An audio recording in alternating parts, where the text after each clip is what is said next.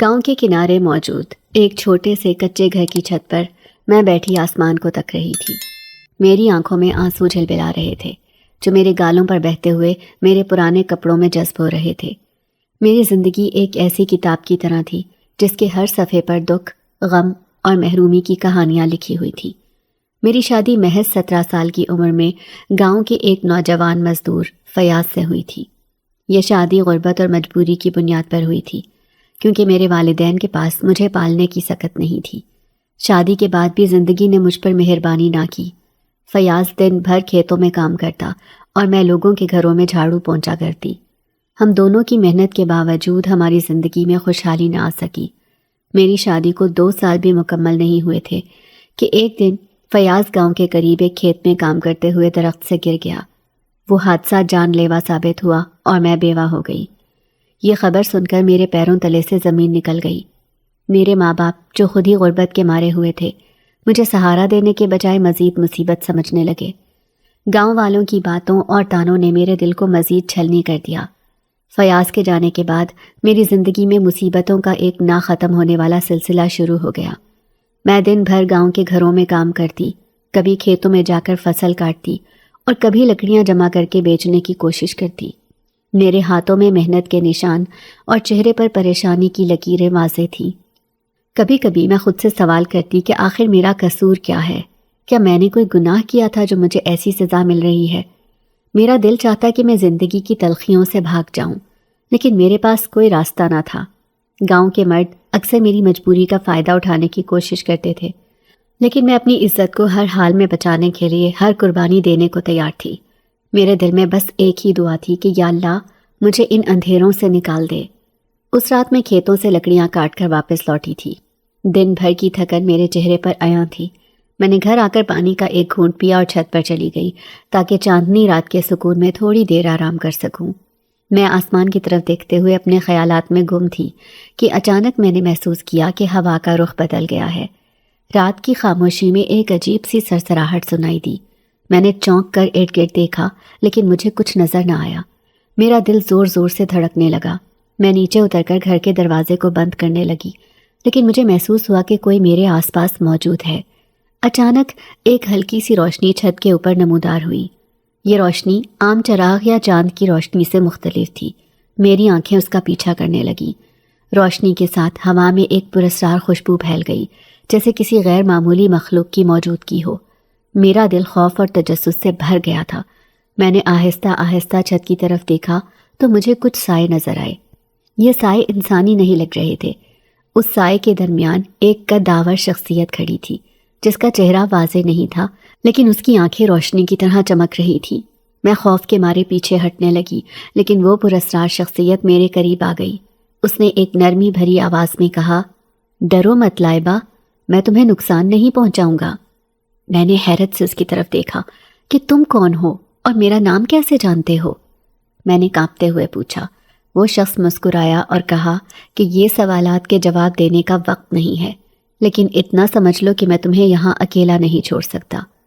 میں اس کی باتوں سے لٹھے کی مانند سفید پڑ گئی تھی۔ خوف سے میرا وجود سرد پڑ گیا تھا۔ وہ دیکھتے ہی دیکھتے میری نظروں سے اوجھل ہونے لگا، مگر جانے سے پہلے نہ جانے اس نے فضا میں پڑھ کر کیا پھونکا کہ میرے حواس گم ہونے لگے۔ میرا سر بری طرح چکرایا اور آنکھوں کے آگے اندھیرا چھانے لگا۔ میں وہیں پر بے ہوش ہو گئی۔ اگلے دن میری آنکھ کھلی تو خود کو کمرے میں موجود دیکھ کر میرے رونگٹے کھڑے ہو گئے۔ یہ ایک دم سے میں ادھر کیسے آ گئی؟ میرے ذہن میں رات کا وہ پراسرار واقعہ پورے زور و شور سے گونجنے لگا تھا۔ وہ پراسرار شخص کون تھا جو مجھے گھر پر دکھائی دیا تھا، اور میرے بے ہوش ہونے پر کون مجھے یہاں کمرے میں لایا تھا؟ میرے ذہن میں ہزاروں سوالات گونج رہے تھے، مگر میرے پاس ان کا کوئی جواب نہیں تھا۔ نہ جانے اب میری زندگی کون سا نیا رخ لینے والی تھی۔ پہلے ہی میری زندگی غموں کا ڈھیر تھی، اب تو مجھے بھی ہول اٹھنے لگے تھے۔ میرا نام لائبہ ہے اور میں گاؤں کے ایک غریب خاندان میں پیدا ہوئی تھی۔ میں اپنے والدین کی تیسرے نمبر کی بیٹی تھی۔ میرے ابا ایک مزدور تھے اور ان کی کمائی سے مشکل سے ہم سب گھر والوں کا گزارا ہوتا تھا۔ ہم ایک وقت کی روٹی بھی کھا کر صبر شکر کر لیا کرتے تھے۔ میرے ابا پہلے ہی ایک غریب آدمی تھے، اوپر سے تین بیٹیوں کی پیدائش کے بعد تو جیسے ان کا صبر جواب دے گیا تھا۔ وہ بھی گاؤں کے ہی ایک روایتی مرد تھے جن کو اپنے بڑھاپے کے سہارے کے لیے بیٹا چاہیے تھا، مگر قسمت نے ان کا اس معاملے میں ساتھ نہ دیا۔ میری پہلی دونوں بہنوں کو بھی انہوں نے چھوٹی عمر میں ہی بیاہ دیا تھا۔ ان کی دکھ بھری زندگی دیکھ کر تو میرا شادی جیسے رشتے سے دل ہی اچاٹ ہو گیا تھا۔ پھر جب میں 17 سال کی ہوئی تو ایک دن ابا گھر پر کچھ لوگوں کو لائے اور میرا نکاح ایک غریب مزدور کے ساتھ پڑھوا کر مجھے رخصت کر دیا۔ انہوں نے مجھے رخصت کرتے ہوئے ایک مرتبہ بھی سر پر ہاتھ رکھ کر دعا نہیں دی تھی۔ میں تو جیسے صدمے میں چلی گئی تھی۔ فیاض ابا کے ساتھ ہی کھیتوں میں کام کرتے تھے۔ ان کا گھر بھی ہمارے گھر کے جیسا ہی پرانا اور خستہ حال تھا۔ میری 2 نندیں تھیں اور ایک ساس۔ ان لوگوں نے تو جیسے میری شادی اپنے بیٹے سے کروا کر مجھے خرید ہی لیا تھا۔ ہر طرح کا کام وہ سب مجھ سے لیتے تھے۔ اگر کوئی غلطی ہو جاتی تو میری ساس مجھے مارتی پیٹتی۔ ان کو ایسا لگتا تھا جیسے میرے اندر کسی قسم کا کوئی احساس نہیں ہے۔ وہ مجھے انسان سمجھتے ہی نہیں تھے۔ پھر جب شادی کو 1 سال گزرا تو میرے سسرال والوں نے مجھے بانجھ ہونے کے طعنے دینا شروع کر دیے تھے۔ میں رو رو کر اپنے رب سے دعائیں کرتی تھی کہ میری مشکلات حل کر دے، مگر شاید ابھی میری آزمائش باقی تھی۔ میں کسی طرح دعائیں کرتی تھی کہ میری اولاد ہو جائے، پھر شاید میری ساس مجھے بے اولادی کے طعنے دینا بند کر دیں۔ اس نے تو مجھے کہہ دیا تھا کہ اگر تو میرے بیٹے کو بچہ نہیں دے سکتی تو میں اپنے شہزادے کے لیے دوسری بیوی لے آؤں گی، اس کے لیے لڑکیوں کی کوئی کمی نہیں ہے۔ میں یہ سن کر تڑپ جاتی تھی اور اپنی ساس کی منت کرتی تھی کہ خدارا اماں میرے اوپر یہ ظلم نہ کریں، مگر وہ یہ بولتی کہ مجھے تو پہلے ہی پسند نہیں تھی۔ وہ تو تیرے باپ نے میرے بیٹے کو اپنی چکنی چپڑی باتوں میں الجھا دیا، ورنہ میں نے اپنے فیاض کے لیے امیر گھر کی لڑکی لانی تھی تاکہ ہمارے گھر کے حالات بھی کچھ بہتر ہو جاتے، لیکن تیرے اس گھر میں آنے سے تو ہماری قسمت ہی پھوٹ گئی ہے۔ میں ان کی باتیں سن کر سوچتی تھی کہ کیا غریب ہونا اتنا بڑا جرم تھا کہ میری کوئی بھی نیکی اور خدمت ان کے دل میں گھر نہیں کر سکتی تھی۔ میں اپنے پورے خاندان کی سب سے خوبصورت لڑکی مشہور تھی۔ ہر کوئی میری گوری ملائی جیسی رنگت دیکھ کر دنگ رہ جاتا تھا۔ میری سنہری آنکھیں جن کی چمک دیکھ کر ایسا لگتا تھا کہ کوئی پری ہو، مگر جب سے شادی کر کے سسرال آئی تھی میرے چہرے کی رونق تو جیسے غائب ہی ہو گئی تھی۔ میرے چہرے پر دکھوں کی پرچھائیاں اور بادل دکھائی دیتے تھے۔ آنکھوں کے گرد مسلسل کام اور بے آرامی کے باعث ہلکے پڑ چکے تھے۔ میری ساس نے میرے کھانے پر بھی پابندی لگا رکھی تھی۔ میری دونوں نندیں جو مجھ سے عمر میں بڑی تھی وہ مجھ سے جلتی تھی۔ ان کی شادی اب تک اس لیے نہیں ہوئی تھی کیونکہ ان کا رنگ سانولا تھا۔ وہ بغیر کسی بات کے مجھے جھڑک دیا کرتی تھی اور اب تو وہ بھی میرے اوپر ہاتھ اٹھانا شروع کر چکی تھی۔ پھر اسی طرح ایک دن میرے اوپر تو جیسے قیامت بن کر گزرا جب فیاض کی موت کی خبر گھر پر پہنچی۔ گھر میں ایک کوہرام مچ گیا تھا۔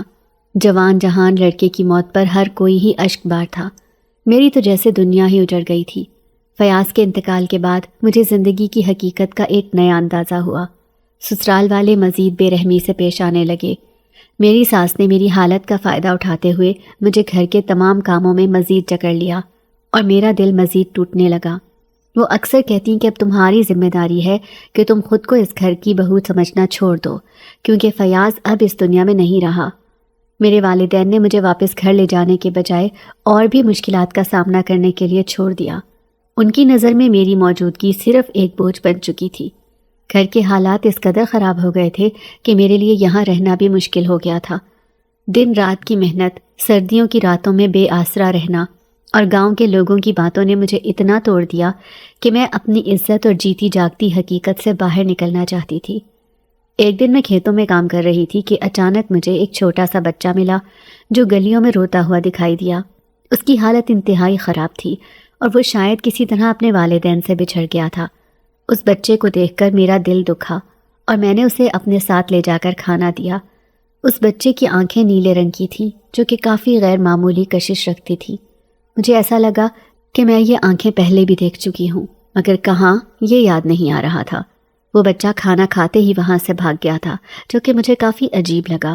میں نے اس کو کافی ڈھونڈا مگر حیرت انگیز طور پر وہ مجھے کہیں بھی نہ ملا۔ اگلی رات جب میں اپنی چھت پر لیٹی ہوئی تھی اور سوچوں کے گرداب میں گم تھی تو وہی بچہ میری یادوں میں گونج رہا تھا۔ اس کی نیلی آنکھوں کی چمک اور عجیب سے سکون نے میرے دل میں ایک انوکھی سی کیفیت پیدا کر دی تھی۔ ایسا لگتا تھا جیسے وہ مجھ سے کچھ کہہ رہا ہو، لیکن میں اس کا مطلب سمجھنے سے قاصر تھی۔ مجھے بار بار یہ احساس ہو رہا تھا کہ اس کی آنکھیں کسی اور کی آنکھوں سے ملتی جلتی تھیں، لیکن کس کی؟ اس سوال کا میرے پاس کوئی جواب نہیں تھا۔ اگلے دن جب میں لکڑیاں اکٹھی کرنے جنگل کی طرف گئی تو میں نے محسوس کیا کہ کوئی میرے پیچھے چل رہا ہے۔ میں نے مڑ کر دیکھا لیکن وہاں کوئی نہیں تھا۔ میرے قدموں کی آواز کے ساتھ ساتھ کہیں اور سے بھی قدموں کی چاپ ہلکی سی سنائی دے رہی تھی۔ میں نے تیز قدموں سے چلنا شروع کر دیا لیکن وہ آواز مزید قریب آنے لگی، مگر حیرت انگیز طور پر کوئی دکھائی نہیں دے رہا تھا۔ اسی رات میں جب اپنے بستر پر لیٹی تو مجھے ایسا محسوس ہوا کہ کوئی میرے کمرے میں موجود ہے۔ میں نے ارد گرد دیکھا لیکن وہاں کوئی نہیں تھا۔ اچانک مجھے وہی خوشبو محسوس ہوئی جو اس پراسرار روشنی کے ساتھ آئی تھی۔ میرا دل زور زور سے دھڑکنے لگا۔ ایسا لگا جیسے کوئی سایہ میرے بستر کے قریب آ رہا ہو۔ میں نے آنکھیں زور سے بند کر لی اور دل ہی دل میں دعائیں پڑھنے لگی۔ پھر کہیں جا کر میری آنکھ لگی۔ اسی طرح ایک دن جب میں گاؤں کے ایک کنویں پر پانی بھرنے گئی تو میں نے وہاں گاؤں کی ایک بوڑھی عورت کو دیکھا جو ہمیشہ تنہا رہتی تھی اور اس کے بارے میں کئی عجیب و غریب کہانیاں مشہور تھیں۔ وہ مجھے دیکھ کر میرے قریب آئی اور کہا، بیٹی، میں نے تمہارے ساتھ جو کچھ ہوا ہے وہ محسوس کیا ہے۔ وہ بچہ جسے تم نے دیکھا تھا وہ ایک عام بچہ نہیں ہے۔ میرے رونگٹے کھڑے ہو گئے۔ میں نے گھبراتے ہوئے کہا کہ آپ یہ بات کیسے جانتی ہیں اور وہ کون ہے؟ مگر میری بات کا جواب دینے کے بجائے وہ وہاں سے ہٹ کر چلی گئی تھی۔ مجھے اس کا رویہ کافی عجیب لگا۔ میں سر جھٹک کر واپس گھر کی طرف آ گئی۔ مجھے لگا کہ یہ سب شاید میرا وہم ہوگا۔ یہ عورت ایسے ہی بہکی بہکی باتیں کر رہی تھی، مگر دل میں پھر بھی کافی گھبراہٹ ہو رہی تھی۔ اس کے بعد میں نے اپنا دھیان گھر کے کاموں میں لگایا، کیونکہ میری ساس اور نندیں مجھ سے پہلے ہی نفرت کرتی تھیں، لیکن اب ان کا رویہ مزید سخت ہو چکا تھا۔ میری ساس اکثر کہتی کہ تیرے جیسی منحوس عورت کی وجہ سے میرا بیٹا گیا ہے، اب تو یہاں سے دفع ہو جا ورنہ میں خود تجھے کسی دن اٹھا کر باہر پھینک دوں گی۔ یہ سب برداشت کرنا اب میرے لیے ناممکن ہوتا جا رہا تھا۔ میری نندیں بھی مجھے تانے دیتی اور کہتی کہ تیری وجہ سے ہم دونوں کی شادیاں رک گئی ہیں، ہمیں تو یقین ہے کہ تو جادوگرنی ہے۔ لیکن اس سب کے باوجود میری زندگی میں کچھ عجیب و غریب سے واقعات ہونا شروع ہو گئے تھے۔ جب سے میں نے اس بچے کو جنگل میں کھانا کھلایا تھا تو اس دن کے بعد سے ایسا لگتا تھا کہ کوئی غیر معمولی طاقت میرے آس پاس موجود ہے۔ ایک دن میری ساس مجھ پر بے تحاشا غصہ ہو گئی کیونکہ میں نے چولہے کی آگ دیر سے جلائی تھی۔ وہ مجھے سخت طعنہ دیتے ہوئے بولی کہ تجھے مار کر اسی چولہے میں پھینک دوں گی۔ اس کے بعد اس نے لکڑی کا ایک موٹا ڈنڈا اٹھایا اور میری طرف بڑھنے لگی، مگر اچانک سے اس کا پیر کسی اندیکھی طاقت نے کھینچا، جس کی وجہ سے وہ منہ کے بل گری اور وہ بھاری ڈنڈا اسی کے سر پر لگا۔ میری ساس کی چیخیں ہر طرف گونجنے لگی۔ اس کے بعد وہ درد سے کراہتی ہوئی اپنے کمرے میں چلی گئی۔ مجھے یہ سب کافی عجیب لگ رہا تھا، جیسے کوئی تو تھا جس نے میری ساس کے اس ظلم سے مجھے بچا لیا تھا، مگر کون تھا یہ مجھے سمجھ نہیں آیا۔ اسی طرح کچھ دن بعد ایک رات میری دونوں نندیں مجھے دھمکانے آئیں۔ ان کا مقصد مجھے کمرے سے نکال کر باہر سردی میں رات گزارنے پر مجبور کرنا تھا۔ انہوں نے میرے بستر کو اٹھا کر باہر پھینک دیا اور مجھے کھینچتے ہوئے باہر لے جانے لگی۔ اچانک ہوا میں ایک ٹھنڈک سی چھا گئی اور کمرے میں ہلکی سی نیلی روشنی نظر آنے لگی۔ اس روشنی کے ساتھ ایک سایہ نمودار ہوا جو بہت بڑا اور خوفناک تھا۔ دونوں نندیں کانپنے لگیں اور وہیں زمین پر بیٹھ گئیں۔ ان میں سے ایک نے کپکپاتے ہوئے کہا، یہ کیا ہے؟ اس کے فوراً بعد وہ سایہ نظروں سے غائب ہو گیا، لیکن ان دونوں کی حالت غیر ہو چکی تھی۔ وہ وہاں سے سرپٹ بھاگی تھی۔ میرا حال تو ایسا تھا کہ کاٹو تو بدن میں لہو نہیں۔ مجھے کچھ سمجھ نہیں آ رہا تھا کہ آخر کیا کروں، کس سے مدد مانگوں۔ ان تمام واقعات کے بعد میری ساس نے محسوس کیا کہ میرے ارد گرد کچھ عجیب ہو رہا ہے۔ وہ بار بار کہتی کہ اس لڑکی کے ساتھ کوئی سایہ ہے، یہ ہمیں برباد کرنے کے لیے آئی ہے۔ پہلے اس کی منحوسیت نے میرا بیٹا کھا لیا، اب یہ ہمارے پورے خاندان کو ختم کرنا چاہتی ہے۔ وہ دن رات مولویوں اور عاملوں کو بلانے کے بارے میں باتیں کرتی۔ وہ چاہتی تھی کہ کسی طرح مجھے گھر سے نکال دے۔ میں خوف سے کانپنے لگ جاتی کہ اگر انہوں نے مجھے گھر سے نکال دیا تو میں کہاں جاؤں گی۔ میرا تو اب اس گھر کے سوا کوئی ٹھکانہ نہیں تھا۔ ابا نے تو کسی طرح بھی مجھے قبول نہیں کرنا تھا۔ انہوں نے مجھے بیاہتے ہی واضح الفاظ میں کہہ دیا تھا کہ اب تیرا جینا اور مرنا تیرے سسرال میں ہے، تیرا میرے گھر سے کوئی تعلق نہیں ہے، دوبارہ اس گھر میں کبھی بھول کر بھی قدم نہیں رکھنا۔ میری ساس نے ان تمام عجیب واقعات کے بعد گاؤں کے ایک مولوی کو بلا لیا۔ اس نے آ کر کہا کہ یہ لڑکی منحوس ہے اور اس پر کسی جن کا سایہ ہے۔ مولوی نے تجویز دی کہ مجھے اس گھر سے نکال دیا جائے۔ میری ساس نے فیصلہ کر لیا کہ مجھے گاؤں کے کسی ویرانے میں چھوڑ آئے گی۔ اس نے مجھے دھکے دے کر گھر سے رات کے اندھیرے میں نکال باہر کر دیا تھا۔ میں بہت روئی، گڑ گڑائی کہ مجھے نہ نکالے اماں، میرے پاس رہنے کے لیے کوئی دوسری جگہ نہیں ہے، مگر ان کو مجھ پر ذرا بھی رحم نہ آیا۔ اس کے بعد رات کے گہرے اندھیرے میں جب میری ساس نے مجھے دھکے دے کر گھر سے نکال دیا تو میری دنیا مکمل طور پر اندھیر ہو چکی تھی۔ میرا دل پھٹ رہا تھا اور آنکھوں سے آنسو بے تحاشا بہہ رہے تھے۔ میں سوچ رہی تھی کہ اب کہاں جاؤں۔ میرے والدین نے پہلے ہی مجھ سے تعلق ختم کر دیا تھا اور میرا سسرال مجھے منحوس سمجھ کر چھوڑ کر جا چکا تھا۔ میں گاؤں کی سنسان گلیوں میں اکیلی اور بے یار و مددگار بھٹکتی رہی۔ آج چاندنی رات تھی، لیکن میرے دل کی تاریکی اس روشنی کو بھی ختم کیے دے رہی تھی۔ ہوا میں سردی بڑھتی جا رہی تھی اور میرے پاؤں تھکن سے لڑکھڑا رہے تھے۔ مجھے سمجھ نہیں آ رہا تھا کہ کس سمت جاؤں۔ میں نے دعا کے لیے ہاتھ اٹھائے اور دل ہی دل میں اللہ سے مدد مانگنے لگی۔ کچھ دیر چلنے کے بعد مجھے گاؤں کے ایک کونے میں روشنی دکھائی دی۔ وہ ایک چھوٹے سے کچے مکان کی تھی۔ میں نے ہمت کر کے اس دروازے پر دستک دی۔ اندر سے ایک بوڑھی عورت نکلی جس کا چہرہ جھریوں سے بھرا ہوا تھا، لیکن اس کی آنکھوں میں ایک عجیب سی نرمی تھی۔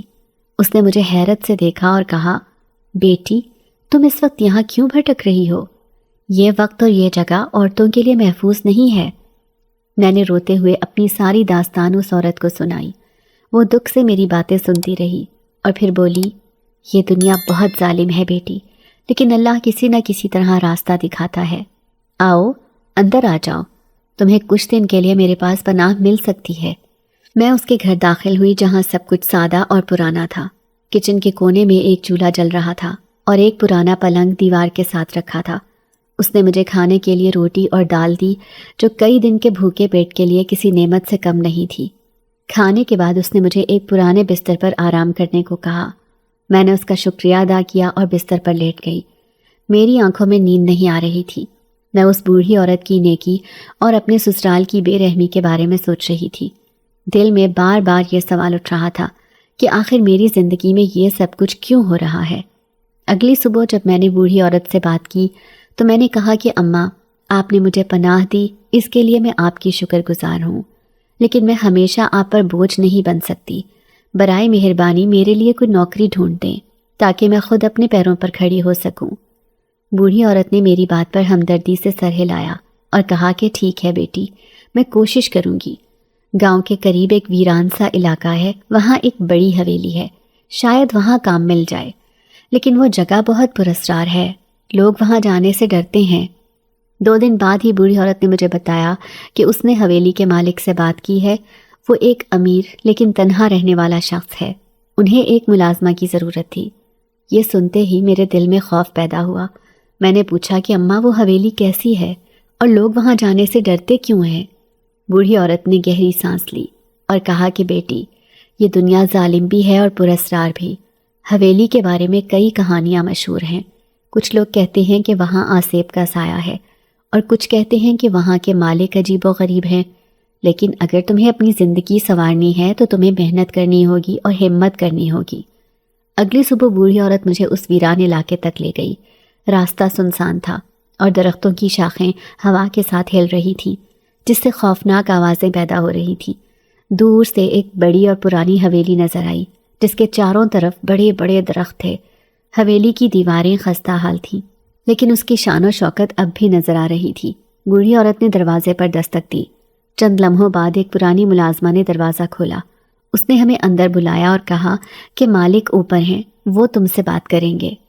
حویلی کے اندرونی مناظر اور بھی خوفناک تھے۔ ہر طرف دھول تھی اور کمرے ویران نظر آ رہے تھے۔ دیواروں پر پرانی تصویریں لگی تھیں جن میں عجیب سی آنکھوں والے لوگ نظر آ رہے تھے۔ میرا دل تیزی سے دھڑک رہا تھا، لیکن میں نے ہمت باندھی۔ حویلی کا مالک جو ایک درمیانی عمر کا شخص تھا، ایک بڑے کمرے میں بیٹھا تھا۔ ان کا چہرہ سخت تھا، لیکن آنکھوں میں ایک عجیب سی کشش تھی۔ انہوں نے مجھ سے کہا کہ تمہیں یہاں کام کرنا ہوگا، صفائی، کھانا بنانا اور حویلی کا خیال رکھنا۔ یہاں تمہیں رہنے کے لیے ایک کمرہ دیا جائے گا، لیکن حویلی کے کچھ حصوں میں جانے کی اجازت نہیں ہوگی، خاص طور پر اوپر کی منزل پر جانا منع ہے۔ میں نے اس بات میں سر ہلایا کیونکہ میرے پاس اور کوئی راستہ نہیں تھا۔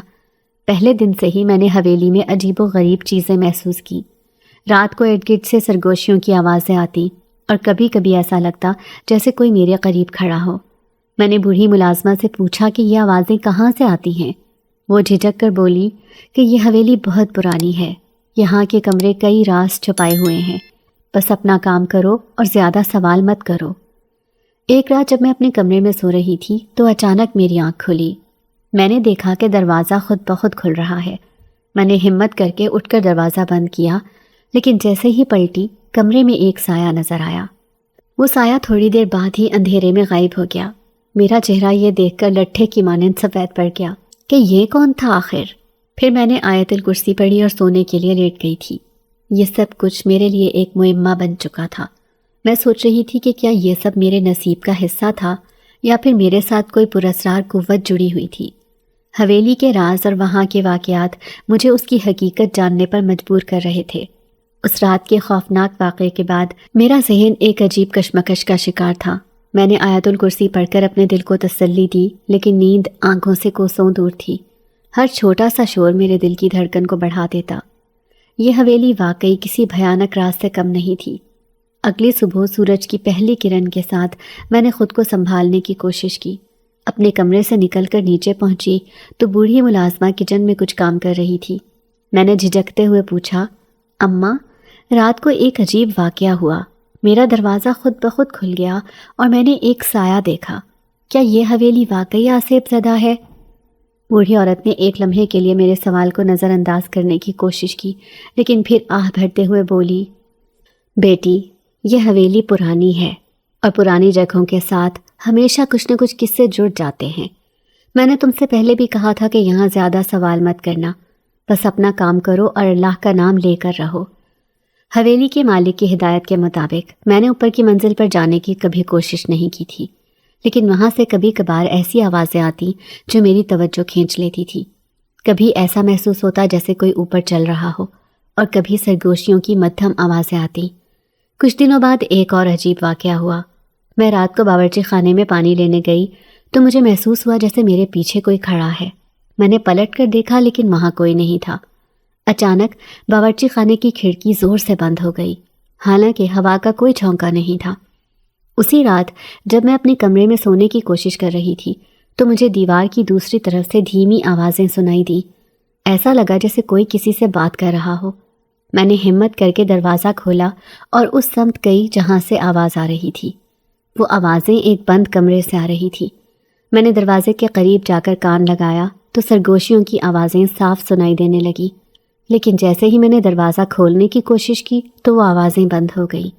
میرے ہاتھ کانپنے لگے تھے اور میں تیزی سے اپنے کمرے میں واپس آ گئی۔ ان سب واقعات کے باوجود بوڑھی ملازمہ کا رویہ بہت عجیب تھا۔ وہ ہمیشہ مجھ سے کہتی کہ زیادہ سوال نہ کروں اور بس اپنے کام پر توجہ دوں، لیکن مجھے محسوس ہو رہا تھا کہ جیسے وہ کچھ چھپا رہی ہے۔ ایک دن میں نے اس سے پوچھا کہ اماں، کیا یہاں کچھ ایسا ہے جس کے بارے میں مجھے نہیں بتایا جا رہا؟ اس نے گہری سانس لی اور کہا کہ بیٹی، اس حویلی کے بارے میں جتنا کم جانو اتنا بہتر ہے۔ میں تمہیں صرف اتنا کہوں گی کہ اپنی زندگی کی حفاظت کرو اور زیادہ تجسس نہ کرو۔ ایک رات جب سب سو رہے تھے تو میں نے سوچا کہ اوپر کی منزل پر جا کر دیکھنا چاہیے۔ میں جانتی تھی کہ یہ خطرناک ہو سکتا ہے، لیکن میرا تجسس حد سے بڑھ چکا تھا۔ میں نے سیڑھیوں کی طرف قدم بڑھایا۔ ہر قدم کے ساتھ میرا دل زور زور سے دھڑک رہا تھا۔ اوپر کی منزل پر پہنچتے ہی میں نے دیکھا کہ ایک بڑا دروازہ تھا جو بند تھا۔ دروازے پر ایک عجیب سی علامت بنی ہوئی تھی جو میں نے پہلے کبھی نہیں دیکھی تھی۔ میں نے دروازے کو دھکیلنے کی کوشش کی لیکن وہ بند تھا۔ جیسے ہی میں پیچھے ہٹی تو مجھے محسوس ہوا کہ کسی نے میرے کندھے پر ہاتھ رکھا ہے۔ میں نے پلٹ کر دیکھا لیکن وہاں کوئی نہیں تھا۔ خوف کے مارے میرے قدم لڑکھڑانے لگے اور میں تیزی سے نیچے واپس آ گئی۔ میرا سانس خوف کی وجہ سے پھول چکا تھا۔ اگلی صبح مالک نے مجھے اپنے کمرے میں بلایا۔ وہ بہت سنجیدہ نظر آ رہے تھے۔ انہوں نے کہا، میں نے تمہیں پہلے ہی منع کیا تھا کہ اوپر کی منزل پر مت جانا۔ اگر تمہیں یہاں رہنا ہے تو میری بات ماننی ہوگی۔ میں نے جھجکتے ہوئے کہا کہ مجھے معاف کر دیں، لیکن میں نے کچھ بھی نہیں کیا، میں صرف راستہ بھول گئی تھی۔ انہوں نے مجھے سخت نظروں سے دیکھا اور کہا کہ یہ آخری بار ہے، اگر دوبارہ ایسا ہوا تو تمہیں یہ حویلی چھوڑنی پڑے گی۔ میں ڈر کے مارے خاموش ہو گئی، کیونکہ مجھے کسی بھی حال میں یہ نوکری کرنی تھی تاکہ اپنا پیٹ پال سکوں۔ یہاں کام کرنے کی وجہ سے مجھے کم از کم ایک چھت بھی ملی ہوئی تھی۔ مالک کی سخت وارننگ کے بعد میں نے فیصلہ کر لیا کہ اب کسی بھی صورت اوپر کی منزل یا بند کمروں کے قریب نہیں جاؤں گی، لیکن حویلی کی پراسراریت میرے آس پاس اپنی موجودگی کا احساس دلاتی رہی۔ رات کے وقت سرگوشیاں، پراسرار سائے اور عجیب آوازیں میرا پیچھا نہیں چھوڑتی تھی۔ ہر دن حویلی کے پوشیدہ رازوں کو مزید گہرا اور پراسرار بنا رہا تھا۔ ایک رات جب میں اپنے کمرے میں بیٹھی اپنے دن کے کاموں کے بارے میں سوچ رہی تھی، مجھے دوبارہ وہی آوازیں سنائی تھیں۔ اس بار آوازیں پہلے سے زیادہ واضح تھیں، جیسے کوئی میرے بالکل قریب باتیں کر رہا ہو۔ دل کی دھڑکنیں بے قابو ہو چکی تھی، لیکن اس بار میں نے خود کو مضبوط کیا۔ آیت الکرسی پڑھ کر میں نے فیصلہ کیا کہ ان آوازوں کے پیچھے چھپی حقیقت جاننی ہوگی۔ میں اپنے کمرے سے نکلی اور دبے قدموں آواز کی سمت بڑھنے لگی۔ آوازیں ایک بار پھر اسی بند کمرے سے آ رہی تھی۔ دروازے کے قریب پہنچ کر میں نے دیکھا کہ کمرے کے نیچے سے مدھم روشنی نکل رہی تھی۔ ایسا پہلے کبھی نہیں ہوا تھا۔ میرا دل دھڑک رہا تھا، لیکن تجسس کا غلبہ اتنا شدید تھا کہ میں نے آہستہ سے دروازے کے پاس کان لگا دیے۔ اندر سے سرگوشیوں کی آواز صاف سنائی دے رہی تھی، جیسے کوئی دو لوگ بحث کر رہے ہوں، لیکن ان کی زبان میرے لیے نامعلوم تھی۔ اچانک دروازے کے پیچھے سے کسی نے زور سے دروازہ دھکیلا۔ میں ڈر کے مارے پیچھے ہٹ گئی۔ وہ روشنی غائب ہو چکی تھی اور آوازیں آنا بند ہو گئی تھی۔ خوفزدہ ہو کر میں نے جلدی سے واپس اپنے کمرے کی طرف دوڑ لگا دی۔ مجھے یہ ڈر تھا کہ کہیں حویلی کے مالک کو یہ نہ معلوم ہو جائے کہ میں یہاں اس جگہ پر پھر سے آئی تھی، ورنہ اس بار تو میری نوکری جانی پکی تھی۔ اگلی صبح مالک نے مجھے کسی کام سے نیچے تہخانے جانے کو کہا۔ حویلی کے تہخانے میں اندھیرا چھایا ہوا تھا۔ وہاں جاتے ہی مجھے عجیب سی گھٹن محسوس ہونے لگی۔ میں نے مالک کی بتائی ہوئی چیز تلاش کرنے کی کوشش کی، لیکن میری نظر ایک پرانی الماری پر پڑی۔ مالک کو کوئی پرانا برتن چاہیے تھا۔ میں نے سوچا کہ شاید وہ برتن اسی الماری میں ہو۔ میں نے وہ الماری کھولنے کی کوشش کی تھی کہ ایک دم سے میرے کانوں میں سرگوشیاں گونجنے لگیں، حالانکہ تہخانے میں میرے علاوہ کوئی نہیں تھا۔ خوف زدہ ہو کر میں نے وہ برتن جلدی سے دوسری ایک دو جگہوں پر دیکھا، جو کہ ایک پرانی میز کے نیچے تھا۔ جلدی سے وہ لے کر اوپر آ گئی۔ میرا دل اب بھی تیزی سے دھڑک رہا تھا۔ مجھے عجیب سا خوف اس تہخانے سے آ رہا تھا۔ اس رات مجھے بہت عجیب خواب آیا۔ میں نے دیکھا کہ میں حویلی کے اوپر کی منزل پر کھڑی ہوں اور بند دروازہ خود بخود کھل رہا ہے۔ اندر ایک وسیع ہال تھا، جہاں ایک آدمی سفید لباس میں کھڑا تھا۔ اس کا چہرہ دھندلا تھا، اس لیے میں صحیح طریقے سے اس کو دیکھ نہیں سکی، لیکن اس کی موجودگی بہت بھاری محسوس ہو رہی تھی۔ وہ میری طرف ہاتھ بڑھا کر کچھ کہنا چاہتا تھا، لیکن اس کی آواز گونج میں بدل گئی۔ اچانک میں نے محسوس کیا کہ کوئی مجھے پیچھے سے کھینچ رہا ہے۔ میں زور سے چیخی اور میری آنکھ کھل گئی۔ میرا پورا جسم پسینے میں شرابور ہو چکا تھا۔ میں نے خود کو کمرے میں پایا، لیکن حیرت کی بات یہ تھی کہ میرے کمرے کا دروازہ کھلا ہوا تھا، حالانکہ میں نے سونے سے پہلے دروازہ بند کیا تھا۔ آخر یہ کیسے کھل گیا؟ کیا رات میں میرے کمرے میں کوئی آیا تھا کیا؟ ان تمام واقعات نے مجھے یقین دلا دیا کہ یہ حویلی عام نہیں ہے، یہاں کچھ نہ کچھ غیر معمولی ضرور ہے۔ حویلی میں دن گزرتے گئے، مگر میرے دل و دماغ میں تجسس بڑھتا جا رہا تھا۔ ایک دن میں نے بوڑھی ملازمہ سے دوبارہ بات کرنے کی کوشش کی۔ وہ پہلے تو ٹالتی رہی، مگر جب میں نے ضد کی تو اس کی آنکھوں میں خوف اور تھکن ظاہر ہو گئی۔ اس نے دبے لفظوں میں کہا، بیٹی، یہ حویلی صرف ایک عمارت نہیں ہے، یہ ایک قید خانہ ہے۔ یہاں جو آتا ہے وہ کبھی واپس نہیں جاتا۔ یہ سن کر تو میں خوف کے مارے پیلی پڑنے لگی تھی۔ تو کیا میں کبھی اس حویلی سے اب جان نہیں چھڑوا سکوں گی؟ میرا دل زوروں سے دھڑک رہا تھا۔ میں نے جھجکتے ہوئے پوچھا کہ اماں، کیا مطلب ہے تمہارا؟ بوڑھی عورت نے گہری سانس لی اور کہا، میں زیادہ نہیں کہہ سکتی، لیکن یاد رکھنا، یہاں جو نظر آتا ہے وہ حقیقت نہیں، اس لیے تم صرف اپنے کام سے کام رکھو۔ اس کے بعد ایک رات جب پوری حویلی نیند میں ڈوبی ہوئی تھی، میں نے مالک کے کمرے سے عجیب سرگوشیوں کی آوازیں سنی۔ یہ سرگوشیاں پہلے سے زیادہ واضح اور خوفناک تھیں۔ ایسا لگ رہا تھا جیسے مالک کسی سے بات کر رہا ہو، مگر کمرے میں اور کوئی موجود نہیں تھا۔ میں دبے قدموں اس کے کمرے کے قریب گئی اور دروازے کی جھرری سے اندر جھانکنے کی کوشش کی۔ کمرے کے اندر روشنی مدھم تھی اور مالک فرش پر کسی عجیب سے دائرے کے اندر بیٹھا ہوا تھا۔ دائرے کے ارد گرد موم بتیاں روشن تھیں اور وہ کسی پراسرار زبان میں کچھ پڑھ رہا تھا۔ اس کے سامنے ایک لکڑی کی تختی پر ایک تصویر رکھی تھی۔ جیسے ہی میں نے غور کیا تو میرے رونگٹے کھڑے ہو گئے، کیونکہ وہ تصویر میری تھی۔ میری سانسیں رک گئیں۔ میں فوراً وہاں سے پیچھے ہٹ گئی، لیکن ایک موم بتی کی روشنی دروازے پر پڑی اور میری موجودگی ظاہر ہو گئی۔ اندر سے مالک کی آواز آئی، کون ہے وہاں؟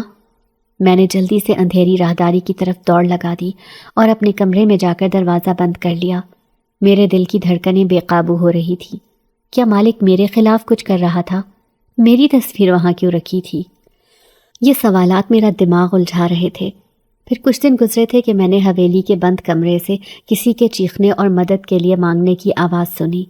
یہ آواز ایک آدمی کی تھی جو بار بار کہہ رہا تھا کہ مجھے یہاں سے نکالو، خدا کے واسطے مجھے جانے دو۔ میں نے فیصلہ کیا کہ اب میرا خاموش رہنا ممکن نہیں رہا۔ میں اس بند کمرے کے قریب گئی اور دروازے کو دھکیلنے کی کوشش کی، مگر اس پر تالا لگا ہوا تھا۔ اچانک ہی پیچھے سے بوڑھی ملازمہ نے میرا ہاتھ پکڑ لیا اور دبے لہجے میں کہا، تم کیا کر رہی ہو؟ پاگل ہو گئی ہو تم؟ تم نہیں جانتی کہ تم کیا کر رہی ہو، وہ کمرہ تمہارے لیے نہیں ہے۔ میں نے ان سے پوچھا کہ کون ہے وہاں، یہ آواز کس کی تھی؟ انہوں نے میری آنکھوں میں آنکھیں ڈال کر کہا، یہ حویلی کا سب سے بڑا راز ہے، لیکن اگر تم نے جاننے کی کوشش کی تو تم بھی ان رازوں میں دفن ہو جاؤ گی۔ میں نے اس عورت کی بات مان تو لی، مگر مجھے یقین تھا کہ کچھ تو دال میں کالا تھا۔ چند دنوں کے بعد ہی میں نے محسوس کیا کہ مالک ہر رات اپنے کمرے میں دیر تک بند رہتا ہے۔ اس کے کمرے سے عجیب روشنیوں اور آوازوں کا سلسلہ جاری رہتا تھا۔ ایک دن جب مالک حویلی سے باہر گیا ہوا تھا تو میں نے ہمت کر کے اس کے کمرے کی تلاشی لینے کا فیصلہ کیا۔ کمرے کے اندر ہر چیز سلیقے سے رکھی ہوئی تھی، لیکن ایک دراز پر تالا لگا ہوا تھا۔ میں پھر باہر سے مالک کے آنے کی آہٹ سن کر جلدی سے باہر نکل آئی۔ اگلی رات جب میں نے حویلی کے بند کمرے کے قریب دوبارہ قدم بڑھایا، اس بار میں نے محسوس کیا کہ دروازہ ہلکا سا کھلا ہوا ہے۔ میں نے آہستہ سے دروازہ دھکیلا اور اندر داخل ہوئی۔ کمرے کے اندر ایک آدمی زنجیروں میں بندھا ہوا تھا۔ اس کے چہرے پر خوف اور تکلیف کے آثار تھے۔ میں اندھیرے کے باعث واضح تو نہیں دیکھ سکی تھی، مگر اس کی تکلیف محسوس کر سکتی تھی۔ میں نے اس سے پوچھا کہ تم کون ہو اور یہاں کیا کر رہے ہو؟ اس نے کہا کہ مجھے یہاں قید کر دیا گیا ہے۔ یہ مالک ایک گھٹیا اور سفاک انسان ہے۔ وہ ہمیں اپنے مقاصد کے لیے استعمال کرتا ہے۔ وہ لوگوں کی زندگیاں ختم کر کے اپنی طاقت بڑھاتا ہے۔ مجھے یہاں سے نکالو ورنہ وہ تمہیں بھی ختم کر دے گا۔ اس کا اگلا نشانہ تم ہی ہو۔ اس کی بات سن کر مجھے وہ منظر یاد آیا جب وہ میری تصویر سامنے رکھ کر کوئی پراسرار عمل کر رہا تھا۔ کیا وہ کوئی عامل یا جادوگر تھا؟ میری ریڑھ کی ہڈی میں سرد لہر دوڑ گئی تھی۔ میں نے جلدی سے زنجیروں کو کھولنے کی کوشش کی، لیکن وہ بہت مضبوط تھی۔ اتنے میں پیچھے سے کسی کے قدموں کی آواز آئی۔ میں نے فوراً کمرے سے باہر نکل کر دروازہ بند کر دیا۔ میری نیند تو جیسے اس کے بعد روٹ چکی تھی۔ کمرے میں موجود قیدی کی خوفزدہ آنکھیں اور بھاری زنجیریں میرے ذہن پر نقش ہو چکی تھی۔ میں نے تہیہ کر لیا تھا کہ کسی بھی قیمت پر اسے اس قید سے نکالنا ہے، لیکن میں یہ بھی جانتی تھی کہ مالک مجھ پر نظر رکھے ہوئے تھا۔ مجھے بہت احتیاط سے کام لینا تھا۔ میں نے فیصلہ کیا کہ کچھ بھی ہو جائے میں اس آدمی کو آزاد کروا کر یہاں سے چلی جاؤں گی، لیکن یہ کام کافی خطرناک تھا۔ میں نے بوڑھی ملازمہ کو اپنی مدد کرنے کے لیے راضی کرنے کی کوشش کی، لیکن اس نے خوف کے مارے انکار کر دیا۔ اس نے کہا کہ میں تمہاری مدد نہیں کر سکتی بیٹی، لیکن اگر تم واقعی اس آدمی کو بچانا چاہتی ہو تو تمہیں مالک کے جادو کا توڑ کرنا ہوگا۔ جب تک اس کا جادو کمزور نہیں ہوگا وہ تمہیں روک لے گا۔ ملازمہ نے بتایا کہ مالک کے ارادوں کو ناکام بنانے کے لیے تمہیں اس کے کمرے سے ہی شروعات کرنی ہوگی، کیونکہ وہیں پر وہ سارے گھناؤنے عمل کرتا ہے۔ ایک رات جب مالک حویلی سے باہر گیا ہوا تھا تو میں نے دوبارہ اس کے کمرے میں قدم رکھا۔ کمرے میں داخل ہوتے ہی عجیب سی بدبو میرے نتنوں میں بھر گئی۔ میرا دل تیزی سے دھڑک رہا تھا اور قدموں میں ایک عجیب سی جھجک تھی، لیکن اس قیدی کی خوفزدہ آنکھیں مجھے ہمت دے رہی تھی۔ مالک کے کمرے کے اندر ایک بڑی الماری میری توجہ کا مرکز بن گئی۔ اس کو کھولا تو اندر کئی کتابیں، کچھ پتھر اور ایک چمکتی ہوئی چابی رکھی ہوئی تھی۔ جیسے ہی میری نظریں چابی پر پڑی میرا دل دھڑک اٹھا۔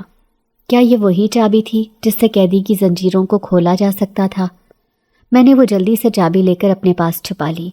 وہ لینے کے بعد میں ابھی کمرے سے باہر نکلنے ہی والی تھی کہ اچانک مجھے لگا جیسے کوئی مجھے دیکھ رہا ہو۔ میں نے پیچھے مڑ کر دیکھا لیکن وہاں کوئی نہیں تھا۔